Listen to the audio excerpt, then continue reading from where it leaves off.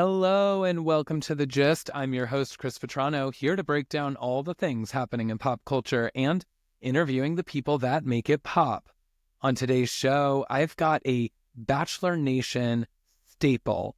He was on the 12th season of The Bachelorette and competed on season 3 of Bachelor in Paradise before he went on to become the regular bartender and co-host of the show. Of course, I'm talking about Wells Adams. Wells also just got off of season 3 of the hit show, The Traitors. And for all of you listeners out there, you know I am a huge Traitors fan. So when I saw my friend on the show, I knew I had to have him on the podcast to get the behind the scenes dirt from the castle, and he delivered. So we're going to get to that. But before we do, quick just pop culture note that I had to take to the mic. Does anyone remember Speidi? Because they are back in the news and more relevant than ever. So, of course, I'm talking about Spencer Pratt and Heidi Montag, who back when they were on The Hills really became kind of these TV villains. They became reality TV royalty, but also really people turned on them in a really horrific way.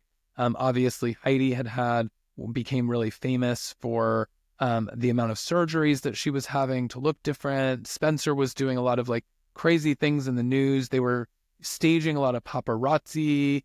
But most notably, Heidi wanted to become the next Britney Spears and released a pop album.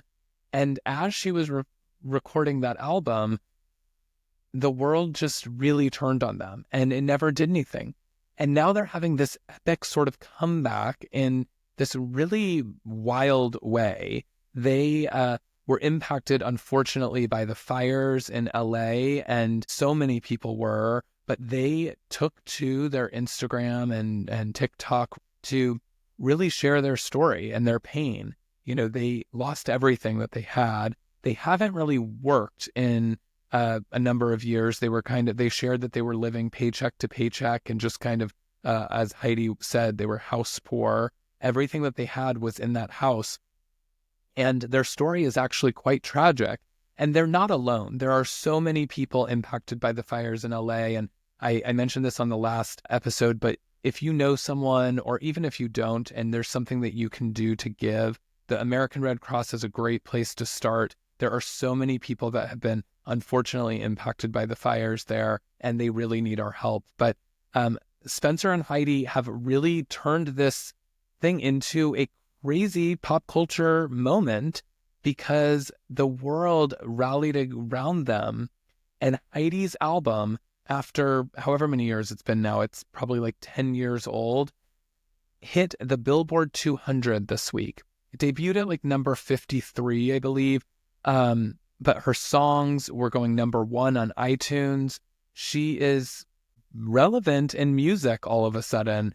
And it's a really wild thing to see sort of this conclusion to their reality TV story. And I'm going to reach out to our friend Andy Cohen here. I feel like we need to get cameras on Heidi and Spencer. Oh, actually, it won't be Andy Cohen because they're feuding. I forgot that at one point someone suggested that Heidi be a Real Housewife.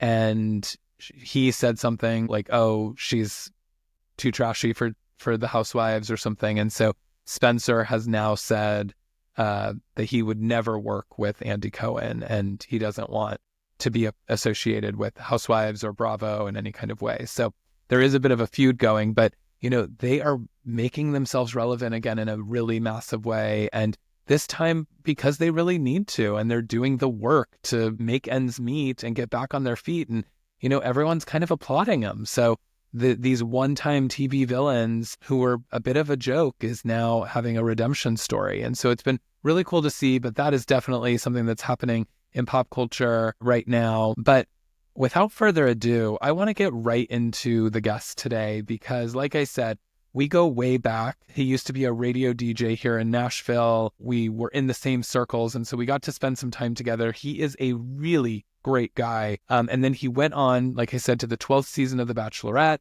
has appeared in The Bachelor in Paradise, and he is married to Sarah Hyland, hilarious Sarah Hyland from Modern Family. And she's also on Broadway. She's so talented, and the two of them are so funny on online together. And so I was thrilled when I saw that he was added to the season 3 cast of The Traitors, and I could not wait to watch him. And so, without further ado, let's get right to him. Wells Adams, welcome to The Gist. Hey, Chris. I knew you a long time ago. This was a nice little surprise to get this asked to do this podcast, because I remember back when you used to work for a magazine in Nashville called Native. Yes, Native. Well, it was Bright, the Native. Yeah, I went through a couple different iterations. Yes. I dated the girl who designed it, so I remember going and hanging out with you guys a lot. So yeah, I assume it's no longer there, but that's too bad because it was a good magazine. Yeah, I wrote for that magazine, actually. Did you? Yeah, I wrote album reviews because I was doing radio then. So yeah, I think I did my Wells Smells a Hit bit for the magazine. Anyway. Amazing. Yes. Yeah, that was like a different time. And then you went on to obviously, as you mentioned, you were dating someone at the time, and then you weren't dating anyone, but you decided to take it to the small screen and share your potential love life with folks on The Bachelor, which I'm not a Bachelor Nation person. I'm more of a Bravo bro, but I did watch your season. So you're the only one that I ever watched. I stopped watching when you got eliminated because fuck that. But which I hope you've done for Traitors as well. You only got to watch 2 episodes and you said, "Wells is gone. I'm out of here." No, I am continuing on because I love Traitors, and like I said, Bravo bro, so we'll get into the housewives of it. But yeah, I mean, I know that a lot of folks know you from this Bachelor Nation, obviously also your incredible wife, Sarah Hyland. You guys are hilarious online. So you've really created this brand. Now you're basically co-hosting Bachelor in Paradise. You're a staple in pop culture now, especially in reality TV. But I want to get right into, as you mentioned, The Traitors, because when I saw your name on the cast list, I was like, there he is. So I want to get I want you to spill the tea here because I know you're great at that. But what was it like when you got that call, especially coming off of season 2, which was such a juggernaut season of The Traitors? Yeah, I think I might have been approached to do it in past seasons, and I wasn't able to do it because we filmed Paradise around the same time that we would do Traitors, and it was kind of serendipitous because they had taken a pause on doing Paradise because we went to go film The Golden Bachelorette, and so we weren't doing Paradise that summer. I kind of always just block off my summer to go, make that TV show, and then when that didn't happen, it was like, oh, okay, well, what do I go do now, I guess. The time my wife was on Broadway doing Little Shop. So I was like, I'll just live in New York and have a good time. And then, the call came in and it was like, I remember my manager being like, you remember the show Traitors? And I was like, yeah, of course. Like Pilot Pete was on it prior and did really well. And he was like, do you want to go on the show? And I was like, well, I'm not doing Paradise. So yeah, why not? So it was kind of like a perfect, the stars aligned for me to go do the show. Yeah, and when you find out you're getting there, had you watched The Traitors before? Were you familiar with the game? I was. It's funny because, well, I think it's a popular game just in the United States, but especially in Los Angeles and like within like the Hollywood circles, a lot of actors play this game called Mafia or Werewolf, and it's basically what the game is. The total ripoff of that. Yeah. And so I had played it like with a bunch of actors. I was terrible at it. I'm terrible at it with actors because they're so good at pretending to be other people and other things. And I'm just always myself on TV.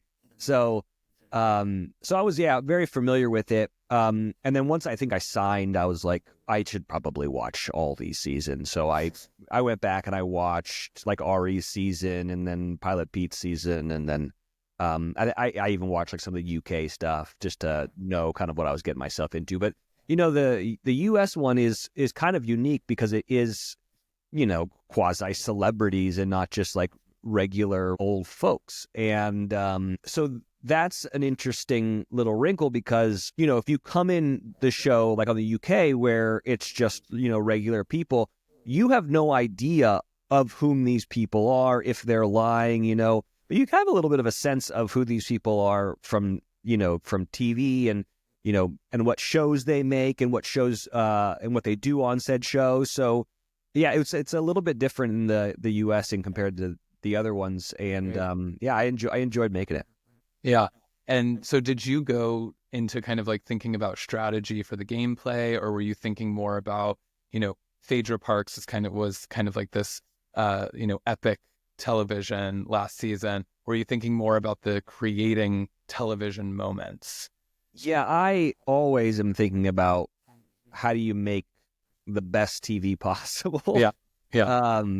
I'm just so used to it. And to be honest with you, everyone there is like that. Like if you're, my other show, Bachelor in Paradise, I always say that's like our all-star game. It's like all the best people who make TV come to that show. And I feel like that's what this was too, So I think everyone kind of feels that way. But, the strategy that I had coming in, it's like hindsight's 2020. On Paradise, I'm so very good at just sitting back, listening to everyone's story, giving advice. That's kind of the shtick of the therapist / bartender. And I'm usually a really good read of people. And so my plan was to kind of sit back and just kind of take it all in. And when Alan asked, like, if you want to be a traitor, I was just indifferent. I was like, yeah, I don't know. I mean, I think I would be good at being a traitor because,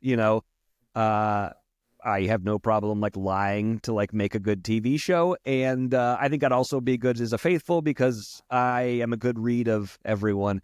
I guess like looking back, I probably should have like begged to be a traitor because at least you have like a little bit of control over like what happens. And also like the traitors are making the craziest decisions this season that I think that I would have been a voice of reason. The turret been like, wait, what are we doing? Why are we killing this person off? Yeah. So yeah, I came in there with like a little bit of a plan, but to be honest with you, I was in and out so quickly that I didn't even get to enact it. Yeah. I mean, that was such a bummer because I was so excited. I mean, there was truly out of the cast. It was like Dorinda's going to make incredible television because like she's going to go in there and be Dorinda, which we got like a little bit of like when she got back from the challenge. And then Wells, I was like, oh, I actually thought you'd be a perfect traitor. I was like, oh, he's going to be kind of like Ari as like a traitor. I think he could like really, he's going to win everyone over, but then also be great at stabbing them in the back. So I was ready to like watch. And then episode 2 was just like the most devastating thing when you guys both end up going home in that second episode. Yeah. After you get murdered or banished, you have to film with the person of whom was also either murdered or banished. So I had to like go do kind of like press with Dorinda. And we both were like, those idiots. They got rid of 2 of the best TV makers we had on the cast, Yes. And it's funny because the season before they did Johnny Bananas, of whom I've done a TV show with, of whom I'm very good friends with, and they got rid of him immediately. And I was like, come on, at some point we got to worry about ratings, guys. We can't be getting rid of Johnny Bananas and Dorinda. Like, these are huge names. But yeah, that's the game. Yeah, I wonder, it does feel like there was a bit more strategy, and I felt like it was Bob. I was like, why are they? I think Dolores called it Housewives Hunters at this point. It's no longer Traitors. And like Housewives were going, do you feel like that was because people were targeting these characters that could potentially take the spotlight away from them in the season? Were people more aware of that this time around? Or do you truly think it was just like the luck of the draw? Yeah, I think it was bad gameplay on a lot of the Traitors' parts. Like a lot of the choices that they've made so far haven't made a whole lot of sense to me, as someone who's like a fan of the show. Maybe what you're saying with like not wanting to like give away a little bit of a spotlight would make sense for Bob because he is such a big, personality. But everyone was. I'm not really sure if that's what the thought was. I think Bob's idea in the turret was chaos is king, and I want to do that. And I think that there is a little bit of, there is some, it's smart to kind of do that. But then also if chaos is the only thing that you're doing, then you don't have a plan. And the thing that separates traitors from faithful is traitors have the information, and information is king in that world. And if you're not setting other faithfuls up with your murders of faithfuls overnight, then what's the point of it? Like there was a couple that like, it didn't lead to anything. Like killing Ian doesn't lead to anyone being like, you know who would have done it? It would have been Robin, you know? So a lot of the decisions that the Traitors have been making, I'm like, I don't get it, because it's not leading people into bad decisions. All it did was lead people back to Bob, honestly. You know, like what Bob did to me at the round table was so very obvious, I think. Like watching it, you know, when you watch it, you get to see who the Traitors are and who the Faithfuls are. But when you are doing the show, obviously you don't know. And I remember in the middle of it, I thought Robin was a traitor, and I was like, and obviously Bob is. He's totally quarterbacking this whole thing. And I think a lot of people saw that. I think Boston Rob saw that and was like, okay, we can't be this obvious, you know? Yeah, I think that's now happening like with Danielle too. I think that it's like there's too many things that are just like wildly not thought through. But it is strange that people pointed at you. I thought your theory that it could have been Robin, even though as a viewer knowing it wasn't Robin, made way more sense. And when you first presented that, I was like, oh, Wells just nailed it. Robin's going to be banished today. Yeah. And then somehow like she flipped the script and everyone in there was like voting your name. And I was like, what just happened? Like, that makes no sense. Yeah, it was a frustrating situation because one, I didn't think that going into that roundtable, I did not think that I was in trouble, really. I didn't hear people were saying my name until about 10 minutes before we went into the roundtable. Dylan was the one. I had like an alliance with Dylan. He came up and he was like, dude, people are saying your name. I'm like, what? What are you talking about? This doesn't make any sense. And to go back a little bit, you know, killing Dorinda, the reason why I say, and it was to my downfall, and like looking back, I just said shut the hell up. And I couldn't do that. But I was just being honest. Like, it was a knee-jerk reaction when the mission beforehand, the Dragon Boat mission, we all left like that night being like, Dorinda is definitely a traitor and we're all going to kill her, right? Everyone was like, or we're going to banish her, right? And everyone was like, yeah, we're definitely. One, we all thought that there had to be a housewife as a traitor. And two, she was just like so over the top where we were like, what is happening? You're kind of overacting here. So then when we wake up in the morning and she's murdered, that's why I was like, that's so dumb. We were going to do that. We were going to banish her tonight. Why, if you're a traitor, you need to get people out that are threats. She wasn't a threat because she was a dead man walking. And that's why I say it, like it made no sense. And I also wasn't the only one that said it. That's what's really frustrating. When Robin comes into the billiards room and she kind of confronts me, she asked, like, what do you guys think? And I say, I think it was a dumb move. I had been talking with everyone there about it, and everyone agreed with me. Everyone was like, why would you do that? And then she came in, she got really defensive and was like, I think it was really smart. And so did Sam. And I immediately was like, whoa, surely you're not this dumb to be a traitor and be offended that I'm calling your move stupid in front of everybody. Like, surely not. But also I immediately, the energy changed. Everyone felt it. And I was like, I'm going to leave now. Which I probably should have like stood 10 toes down and been like, no, it was dumb. We were going to banish her tonight. So, yeah, my argument to her was, I think, founded in like a certain amount of reality, and I think a lot of people understood and agreed with me. The thing is, and I even said it like in my interview before I went into the roundtable, which was, I don't really know who I'm going to vote for because they'd killed Dorinda. So I was like, I'm just going to pile on to whoever's getting votes. Like whoever looks like they're in trouble, I'm going to pile on because I don't know. And I think that's just what happened to me. Right. Yeah, it seemed strange. And also I feel like, I guess you just didn't have enough time to really build alliances. Like, you had this kind of like nice, sweet relationship with Chanel Ayan, and it seemed like that was like very cool. And she was obviously very upset when you got sent home. But it was like surprising seeing some of the people like turn their cards and having your name on it. It was like, it just felt like out of nowhere. So people were just sort of piling on. One of the things that I love though about the show, and it's like the housewives, I don't know how much you've seen of the housewives, but the producers always show how much or what they're ordering at dinner, and it's kind of like become a thing. And I feel like very similarly at Traitors, the thing is that they show how everybody spells each other's names. Oh yeah. And I just like, I find that to be like one of the most like entertaining parts of the hour is, I mean, I think it was Sam, but like spelled Wells with one L, and you know, it's just like Shockingly, Sam cannot spell. I know that was the shock. He also can't speak, apparently. I think I've heard him say 4 words. Yeah. And then I was like, wait, Wells got sent home for talking. Sam's going to make it all the way to the end because he just doesn't say anything and people forget he's in the room. But yeah, it's wild. And that's one of my favorite things. Sierra, it's like watching people try to spell these names. So like, I clocked that from watching seasons past. And I was like, I do not want to be that person that's spelling people's names wrong. So I need a list of everyone's name, how it's spelled, you know? Yeah. And I would go, it's funny. I went and I like made sure I remembered how to spell it. Cause, you know, Robin's with a Y and Nikki's with an I, you know, it was like, I clocked that because I was like, I don't want to look like that guy. Yeah. Sam spelled my name WEL''S. I mean, I've seen some weird spellings of my name, but that one was chef's kiss. Yeah. I was wondering, I was like, is the apostrophe the other L? Like, am I thinking too much about it? But it's an apostrophe. The other piece that I'm curious is your reveal, because everyone obviously has to go on once they've been banished and they have to give this kind of speech. And some of them are like really epic.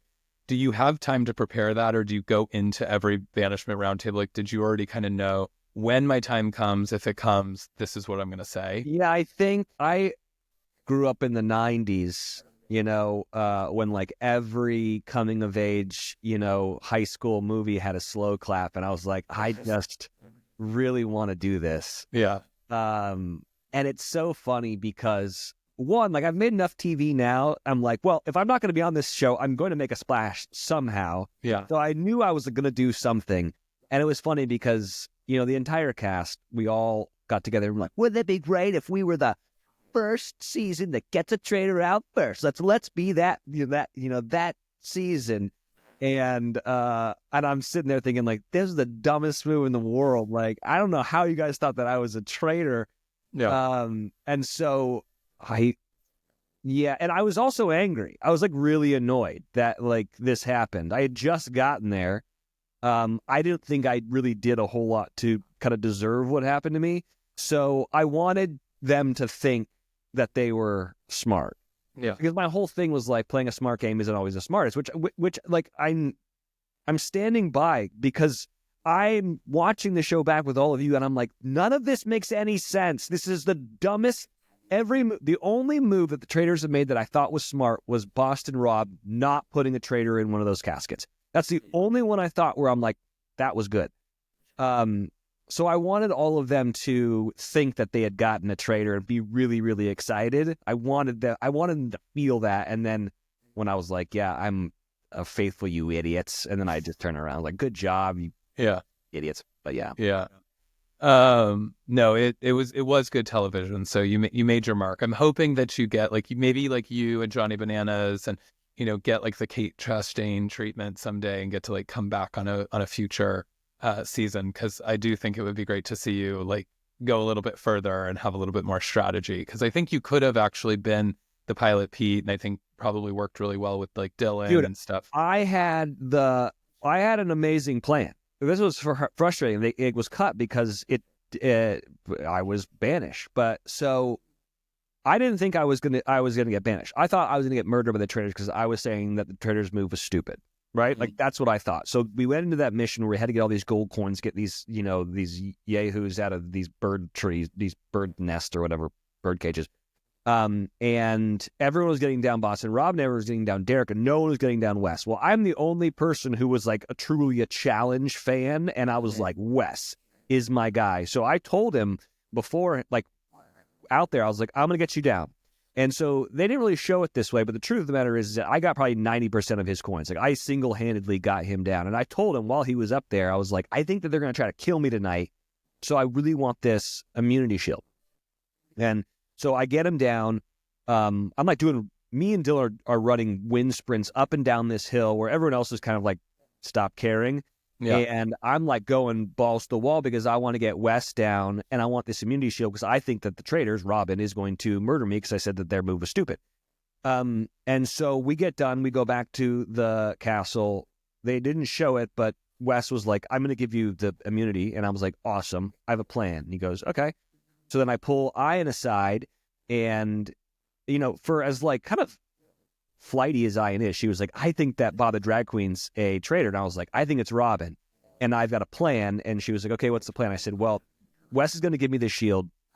You need to say that you got the shield. I'm going to say that I saw him give you the shield, so I'll back you up.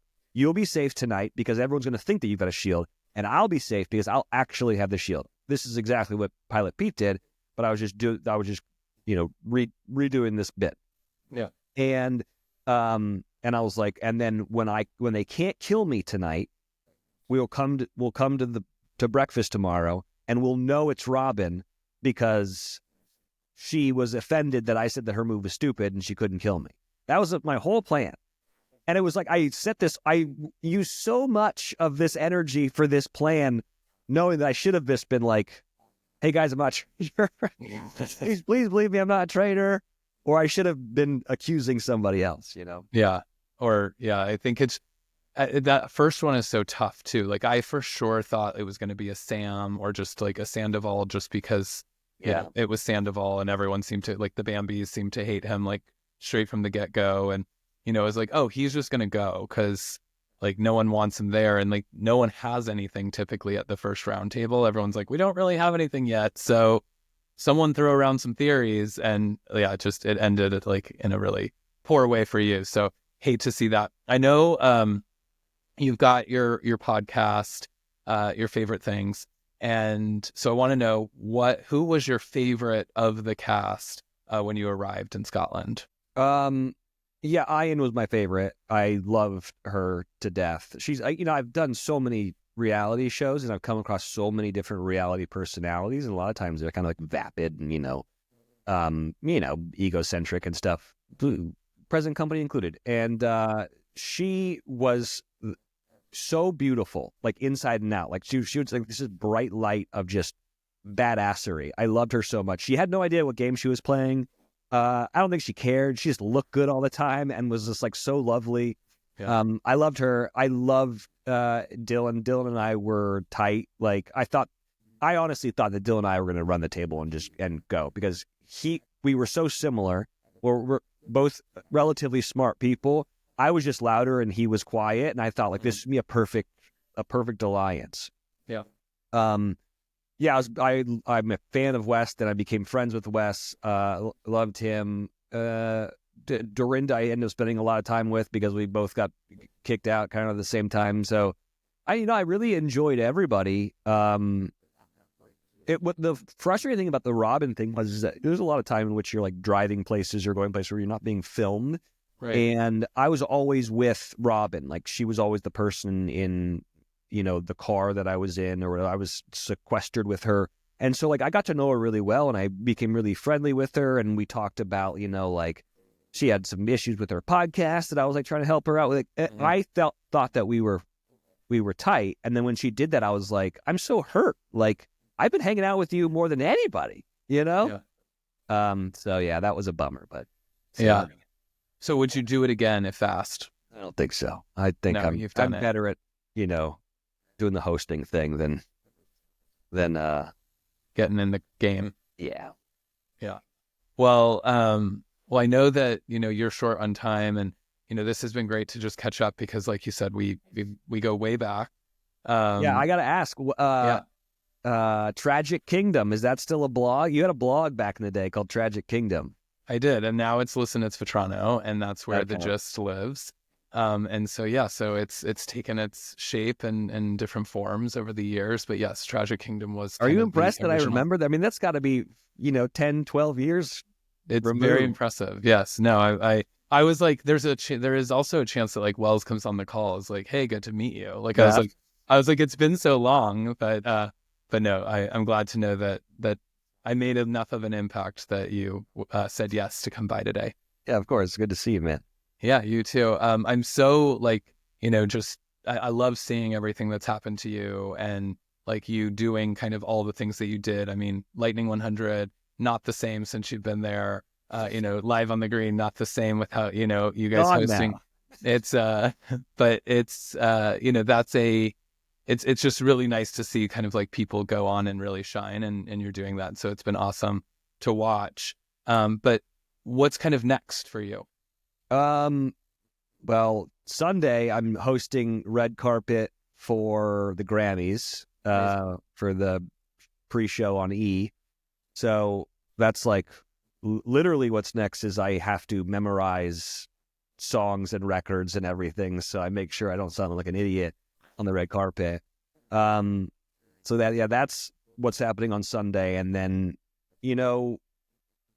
ABC says we're doing Paradise. So I'm, fingers crossed we go back, because that show is so fun to make. I also think that it's like a show that I think that we need, because it doesn't take itself too seriously. It's fun, it's silly, and then like really wonderful relationships like come out of it. So hopefully we film that this summer, and then we'll see what else. I got my podcast I do with Brandy Cyrus called Your Favorite Thing. We've been doing that since back when you knew me on the radio. So I'm doing that, and I've got a couple other things that we're about to announce, but I can't yet. But yeah, Grammys. Awesome. Well, luckily you won't have to write any of their names on the boards before you interview them. So you just have to learn their songs. Charlie XCX. With a Y and a couple of E's. Yeah. Awesome. Well, Wells, thank you again for doing this and stopping by. Always so good to see you. And we will be checking you out this Sunday at the Grammys. Thanks, buddy. Good to see you, Chris. Awesome. Good to see you. I'll see you.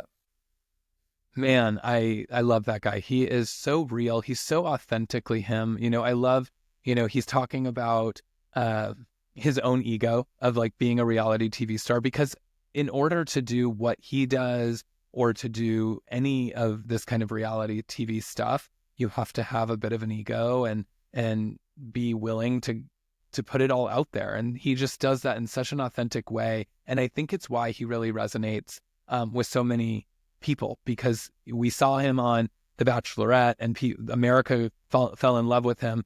The Bachelorette didn't that season. I don't even remember which one it was, to be honest, but she didn't fall in love with him, but America did. And it's so clear as to why he's such a great guy. So what a joy to have him on the show. But yeah, so guys, as we talked about, the Traitors has a lot going on, and the season is just getting started. Yes, we've lost Wells. Yes, we've lost some of our juggernaut players already this season. And it seems as though these Traitors have no idea how to play the game. But it will hopefully make for some good television to come. So keep tuning in. And of course, keep tuning into The Gist, because it's always so fun to bring you these interviews and my thoughts on all the things happening in pop culture. Don't forget, you can follow me at CM Vetrano on all the social platforms. Really doubling down on Instagram with the uncertainty of all the other platforms. But find me there, and let's keep the conversation going. And until next time, it's been Chris Vetrano signing off. Bye.